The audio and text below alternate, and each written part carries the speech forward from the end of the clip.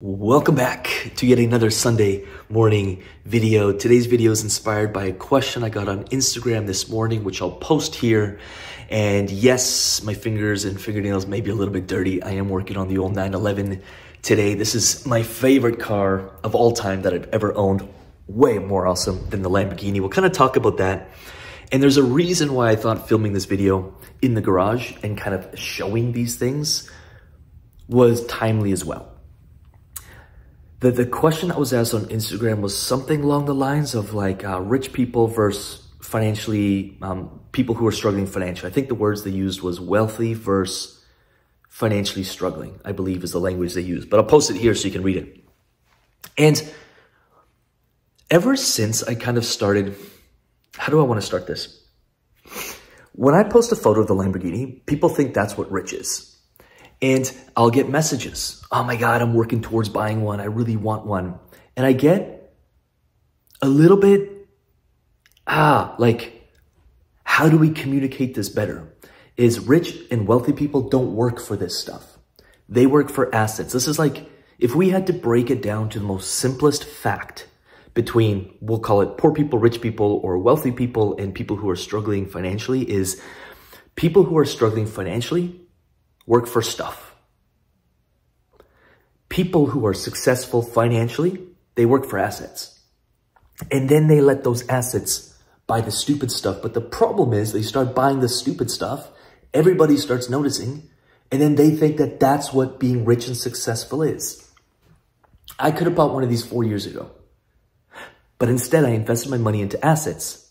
Now my assets easily paid for that. Just the yields or just the appreciation for my crypto portfolio could buy that in cash over the last 30 days.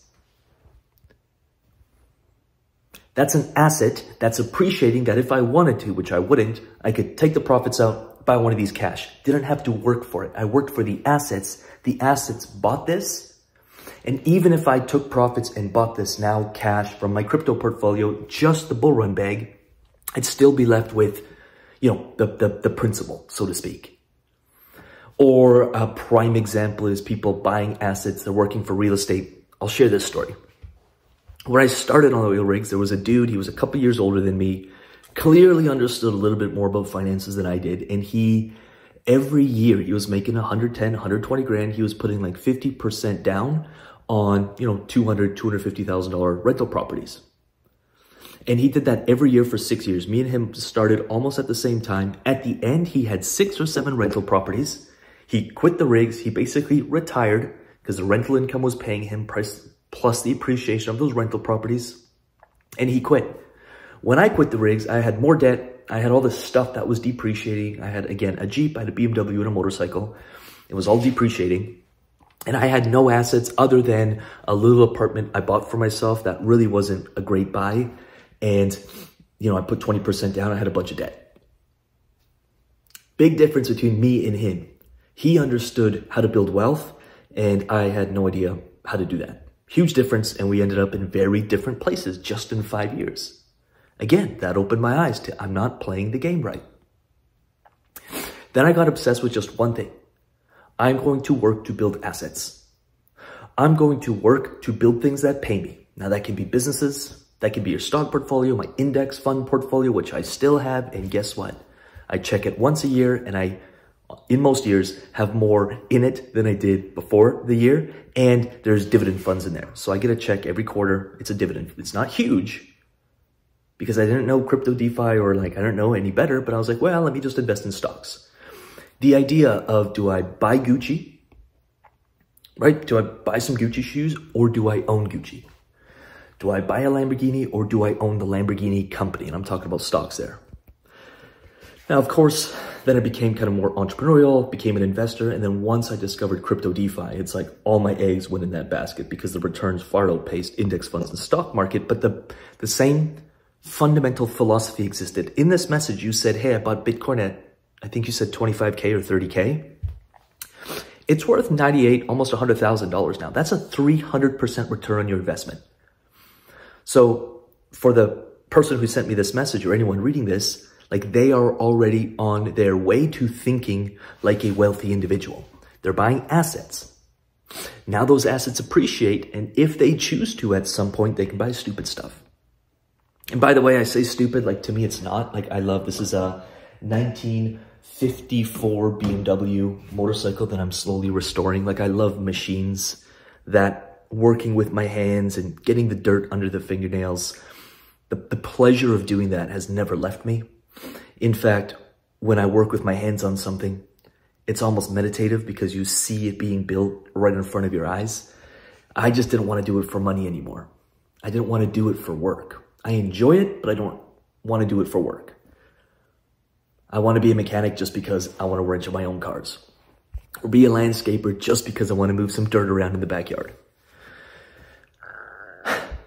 So to answer this question, I know I spent 6 minutes answering something I probably could have answered in 10 seconds. Rich people work for assets. Wealthy people work for assets.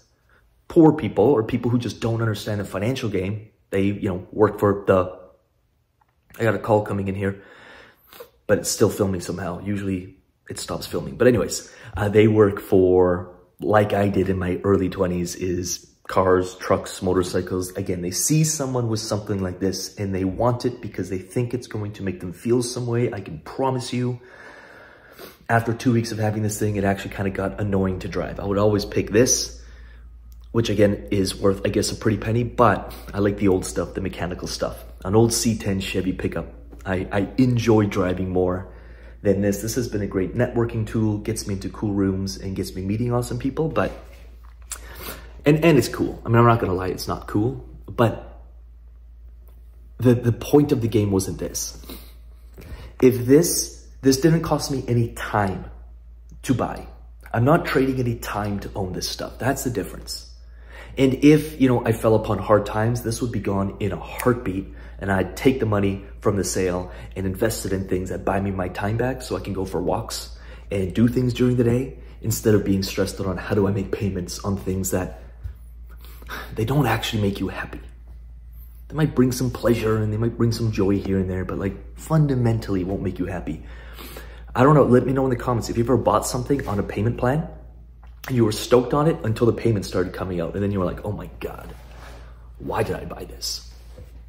Take it from someone who worked on the oil rigs, who understands that. Like, there's road workers here outside of my house. They've been working on this road for, I don't know, I feel like a month. And I take the Lambo past them, and one day they had these 2x4s on the road, and when they saw the Lambo, they all stopped traffic, they dusted off the road, they got rid of the 2x4 so I could drive over, and they were all stoked. Went to the donut shop, picked up a bunch of donuts, coffee, brought it back for them, had a tailgate party, and like it was pissing rain, it's cold out. I have so much respect for the guys building the roads and putting up power lines and the blue collar, because that was me for a long time. In a way, I still identify and I relate to it. And I know probably most of the time they see some dude rolling in some Lambo and they're like, oh, who's this dude? But it's like, if I could just keep sharing one message, it's like if a guy like me could figure it out and understand, and investing isn't even complex. It's you're buying assets and your dollar cost averaging, it's almost boring. I was buying Bitcoin at 18 grand, 20 grand, 22 grand, 30 grand, 35 grand. It was boring. And now I'm reaping those rewards. Just the appreciation of my bull run portfolio over the last month would easily pay for this cash. And people see that, but they forget the boring stuff that happened before that. I work for money, not so I can spend it, so I can invest it. And you can start with $5, $10, that's what I started with, $20, $50. Eventually, your assets will be paying you more, so you can actually invest more and more and more. And there's a snowball effect in this moment that happens when you're like, whoa, my assets pay for my lifestyle. Now maybe I can buy some stupid stuff.